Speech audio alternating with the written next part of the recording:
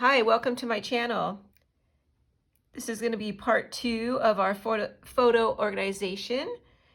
We left off last video where I explained to you how I utilize my envelope storage system, and I'd like to talk a little bit more about that in detail today.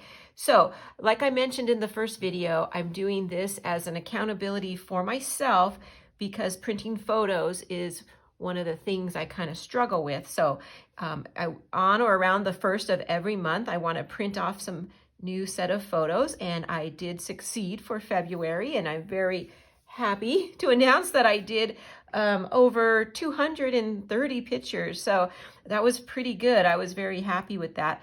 I actually did it in 2 sections this time, but printed them all at once, and they came really quickly, which brings us to where we're at today. So the first thing I want to show you is that I did already go through and put them into my envelopes. I printed mostly photos from 2021 because I want to make sure I have those ready to go. And so you'll see here, I've already took care of that, but I had a few piles that I wanted to talk more about with you today. So let's go ahead and get started. I kind of wanted to touch more on the envelopes that I use, because when I talked last time, I know part of my video got cut off toward the bottom, so I wanted to do it in a little bit closer view. So like I was mentioning, I use a legal size envelope, very inexpensive. You buy them in bulk. I buy them at Target for $125 for less than $3, so very economical. But one thing I wanted to mention is the last time I told you I take the envelope and then I fold it over. And then once I put it into my storage box, I felt like at one time it was taking up a lot of room. So I wanted to give an alternate plan if it's something that you would be interested in doing. So what I do is I cut off part of the envelope. So I would do the same procedure. I would write the name of the event. So in this case, I'm working here with some photos that I went to the Huntington. It's an outdoor garden here, kind of local to me, and it's in Pasadena. And so I would write the Huntington. And I actually want to use the other end of my pen. 2021. And I'm going to count them.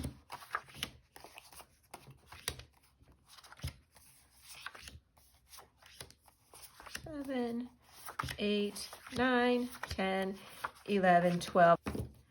I went with my coworkers. There was 11, and then 1, 2, 3, 4, 6 of them are vertical. So what I like to do is I like to write the number I have total. So there's 11. 6 of them are vertical, so that means 5 of them are horizontal. That way I just know when it's time to, I could just look at the envelope and know what kind of page layout I might need to incorporate. 6, there's actually 12. That's what I wanted to double check. So in that case, I'm just going to say 12 and change this to a 6 are horizontal. Okay, so then what I do is I put them in the envelope. So I tuck the part in, the flap. Another thing I wanted to mention is I do write on the envelope, well, the pictures are not in there. And this is a felt pen. It's a cheapy scrapbooking pen. I just use it for this kind of thing, say my good pens for my album. But I write on here before I put the photos in, just in case you use a pen that is would scratch your photos. So then I put the photos in and I like to fold it over.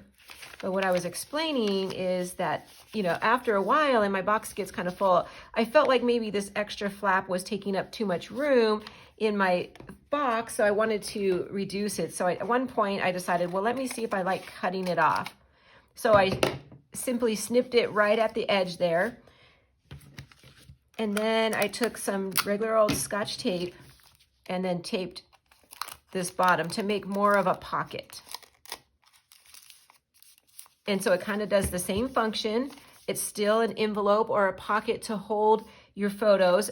and put them in ready to scrap, but it takes up less room in the box. And I did that for a very short time, but to me, it ended up being a little bit too time consuming and not worth it to me. I found that it wasn't saving me that much room in my box, but my box is getting kind of full. So I thought maybe I should reconsider that idea because things are not going to fit in here pretty soon. Okay, so that one's done. That's an idea that you can modify this with if you want to make it less bulky. Now these are all ready to go into the box. What I like to do is I like to give each layout its own envelope so that each time I'm ready to do a layout, I just grab the envelope and I'm ready to go pick my papers, pick my embellishments, and so on. So what I like to do is I put one page layout per envelope. And then when I have them all together, I put them all in the box. So these would all go under 2021. And I don't really have these in any other order except by year, but I really should maybe put the years in order, make it a little more organized here. So I put those in there and you can see my box is getting pretty full and getting ready to scrap. One other thing I wanted to touch on is I was explaining how I reuse the envelopes. So here's one that I'm just going to reuse. That's pretty straightforward. It does get a little messy, and I know maybe some people aren't going to like that.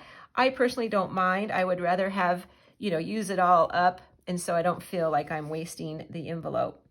So this one was a trip that we took to a local restaurant called Ken of Japan, and that was also in 2021. I'm going to separate them again. Horizontal and vertical. So 1, 2, 3, 4, 5, 6, 7, 8, 9. So this was a night where we went out to dinner and then came home and played games. So I had 9, and 1, 2, 3 of them were horizontal.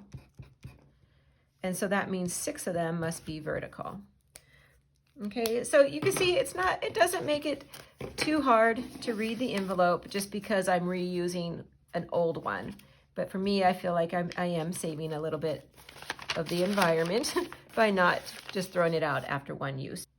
But again, that's your preference. Let's see here if I can find one that was really, really used. There was a couple like this one. Now this one's getting pretty close to being filled up. I've used it several times. So what I would do on the next time I use it is I would slide the photos to this side and then fold over this side and now start going here so I could use it a few more times. Okay. So what to do when I have one theme or one event that has separate page layout. So for example, Christmas here, I'm going to explain Christmas. So Christmas, a lot of activities go on at Christmas. It's not just, the morning of Christmas. So we have, decorating the tree, hanging up the lights, the foods that we cook. And so what I like to do is like I was saying, I like to put them all together so that they're ready to scrap per layout. So for me, Christmas and the same for vacations, they would all be different layouts, but all for the same event. So I wouldn't want to put this whole chunk into one envelope because every time I would go to scrap, I would have to go through and pull out the photos just for that one event within the event. Okay, so what I do then is I do separate them out. So decorating the tree, hanging the lights. Our family likes to make, or actually my daughter, I should say, likes to make pozole at Christmas time. So there's that. We also made tamales this year. So we have that. And we had a day of cookie making. So we have that. And then, of course, we have Christmas Eve and Christmas Day. Okay, so what I've done already is I've made my envelopes for those. And I'm going to now have 1, 2, 3, 4, 5, 6, 7 smaller events all within Christmas. Okay, so I will now put those into the envelopes and add those to my box. So I'm all ready to go as far as getting ready to scrap Christmas 2021. Okay, I'll do that off camera. Then I would come to my book and I would go to the tab that says 2021 and mark off each one. You can see I did these online already before I printed it. This was the first time I had printed this chart. And then I did have to update the Christmas section because of the different events that took place. And I think I'll show more on this on my next video. I hope that that encourages you to get those photos printed, get them organized into your box, and have them ready to scrap. I'm going to do this again next month. This keeps me accountable, so I will know I will go in and print off my photos. Hopefully I have a good month like I did this month, and I'll just keep adding to my system here. I hope you like that information. If you do, please push the like button. Please think about subscribing to my channel. I would really appreciate that. And also I have a Facebook page where I have more scrapbooking tips. So if you'd like to check that out, look at the description below, click the See More button, and you'll see my link that'll take you right to my Facebook page, and you'll see more tips for scrapbooking on there. Okay, well, thank you very much. Have a great day. Bye-bye.